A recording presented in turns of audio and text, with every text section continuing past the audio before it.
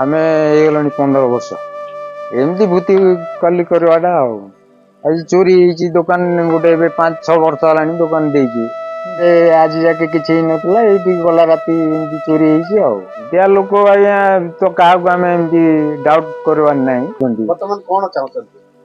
ତାକୁ ହିଁ ଗୋଟେ ଆମେ ଧରିଲେ ଭଲ ହୁଅନ୍ତା ସେ ଲୋକକୁ ପୋଲିସକୁ ତ ଜଣେଇଛନ୍ତି ନା? ହଁ ଆଜ୍ଞା ଦୋକାନରେ ବାବୁ ଆପଣ ସେ କାଲି ଗତ ରାତିରେ ଯୋଉ ଚୋରି ହେଲା ଆପଣ ମାନେ ଦୋକାନରେ ଥିଲେ ନା ଆପଣ ଘରେ ଥିଲେ? ନାଇଁ ଆମେ ଘରେ ଥିଲୁ ଆଜ୍ଞା ତାଲା ଭାଙ୍ଗି ଦେଇଛନ୍ତି ନେଇଯାଇଛନ୍ତି ସକାଳୁ ଆମେ ଉଠିକି ଦୋକାନକୁ ଆସିଲା ବେଳକୁ ଦେଖିଲା ବେଳକୁ ସବୁ ମେଲା ହେଇକି ପଡୁଛି ତମ ନାଁ କଣ?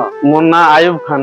ତମେ ଏଇଠି କନେମୁଣ୍ଡାରେ ତମେ ଯୋଉ ଦୋକାନ କରିଛ ଏଠି ଚୋରି ଅଭିଯୋଗ ଦେଇ ଯୋଉ ଥାନାରେ ଦେଇଛ କଣ ଚୋରି ହେଇଛି? ସାର୍ ମୋର ଯେତିକି ଚପଲ ଆଉ ଡ୍ରେସ୍ ପ୍ୟାଣ୍ଟ ଜିନ୍ ପ୍ୟାଣ୍ଟ ଯେତିକି ସବୁ ଥିଲା ସବୁ ନେଇଯାଇଛନ୍ତି। ତ ଏଇଟା ମାନେ ଚୋରି କେବେ ହେଇଛି?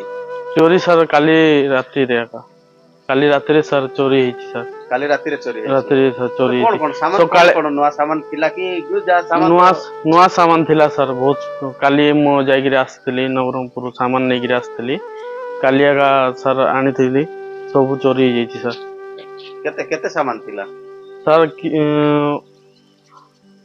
80,000 ରୁ 90,000 ଟଙ୍କାର ସାମାନ ସାର୍ ନେଇଯାଇଛନ୍ତି ସାର୍ ଲକ୍ଷେ ପାଖାପାଖି ସାର୍ କେସ୍ ସାର୍ 8,000 ଟଙ୍କା ଥିଲା ସାର୍ 8,000 ଟଙ୍କା ପଇସା କେସ୍ ଥିଲା ହଁ। ବର୍ତ୍ତମାନ କଣ କଲେ? ସାର୍ ଆମେ ତେନ୍ଦୁଲଖୁଣ୍ଟି ଥାନାରେ ଅଭିଯୋଗ କରିଛୁ ସାର୍ ରିପୋର୍ଟ ଥାନା ବାଲା କହିଲେ କି ସାର୍ ଥାନା ବାଲା କହିଲେ କି ଆମେ ତଦନ୍ତ କରିବାକୁ ଆସିବୁ ବୋଲି କହିଲେ ସାର୍ ଆଜି ସାର୍ ଆସିବେ ବୋଲି କହିଲେ। ଇବ୍ରାହିମ ଖାନ ଘର କନେଇମୁଣ୍ଡା।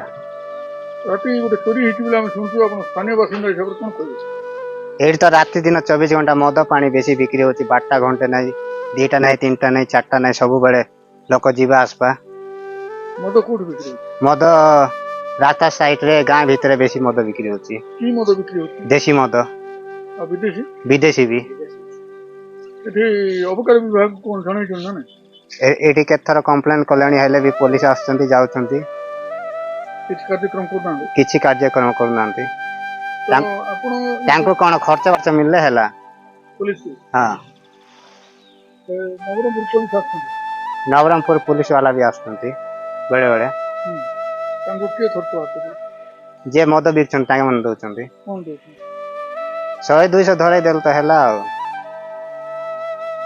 ତ ଚୋରି ହେଇଛି ଆପଣ କାହାକୁ ସନ୍ଦେହ କରୁଛନ୍ତି? ଆଜ୍ଞା ମୋର ଉପରେ ଜଣକୁ ଡାଉଟ୍ ଅଛି ସିଏ ହଉଛି ଆଳିଗୁମାର ପିଲା କାହିଁକି ନା ମଝିରେ ଏବେ 2-3 ଥର ଲୁକିଗୁଡା କୁକୁଡା ଫାର୍ମ ରେ 2-3 ଥର ଚୋରି କରୁଛି ଏମିତି କରି 10-15 କିଲୋ କୁକୁଡା ଚୋରି କରି ନେଇଛି କାହିଁକି ନା କାଲି ରାତିରେ ବି ଯେତେବେଳେ ଏଇ ଦୋକାନ ଚୋରିବା ପାଇଁ ଆସିଥିଲା ଫାଷ୍ଟ ଆଟାକ୍ ହେଇଛି ସେ ଦୋକାନରେ ସେଠି ଯୋଉ ବସ୍ତା ଫସ୍ତା ସବୁ ରଖା ହେଇଥିଲା ସେ ବସ୍ତା ଫସ୍ତା ସବୁ କଢା ହେଇକରି ଫିଙ୍ଗା ହେଇଛି ତାପରେ ତାଲା ଭାଙ୍ଗି କରି ଆଠୁ ନେଇଛନ୍ତି। ସେଇ ଦୋକାନ କାହାର? ସେ ଦୋକାନ ମୋର।